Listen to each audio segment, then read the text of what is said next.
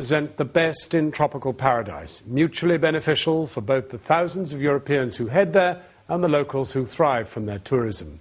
But Kenya's coast has a seedier face, visiting white men who pay children, some as young as 3 years old, for sex.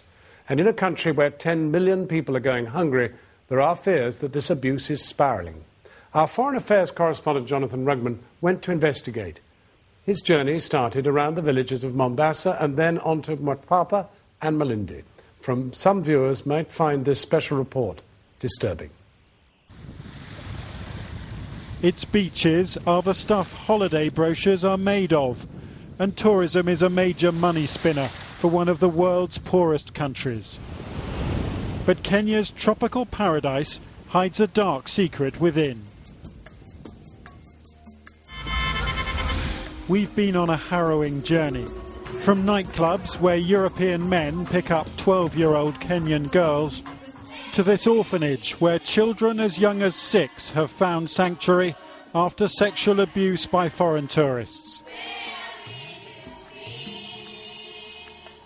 A journey into a world of cruelty and desperation, a world we could scarcely have imagined.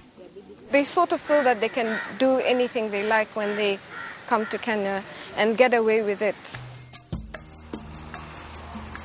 Mombasa after midnight, and the city's clubs are filling with white male European tourists ogling and fondling teenage girls. The teenagers wear high heels or pay a bribe at the door to get in. The ultimate prize is a Mzungu or white man who will pay for sex 5 times what a Kenyan labourer can earn in a day. But the price these girls are paying is a stolen childhood. Anastasia says she's 13 now and has been prostituting herself since she slept with a British tourist at the age of 10, a crime which back in Britain would be classed as rape. Her parents couldn't even afford school shoes, so she set out for a better life amid the bright lights of Mombasa. That life is sharing a flat with a fellow prostitute, Layla, who is 14. And both girls say the number of children involved is growing. When I started at the age of 12, I could go into a nightclub. Maybe I can get 10 to 20 girls. At least you can count and know that one is a prostitute. But now there are many, all over the place. Sometimes I do get stressed. I ask myself, or I ask God, what have I done wrong? I'm still a child and I'm doing this.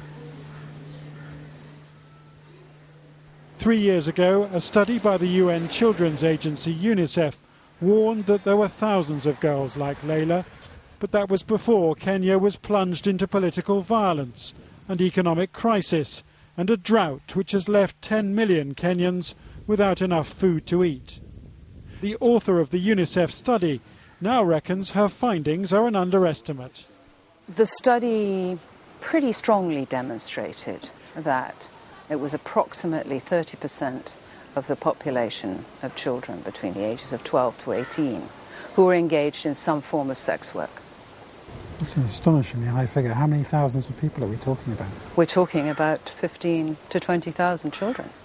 The researchers that I worked with when I conducted the study all tell me now that they have a lot of visual evidence of increasing numbers of younger and younger children. Just 2 miles from Mombasa's beachfront hotels and you're a world away. We found local tribesmen dancing in memory of a dead friend.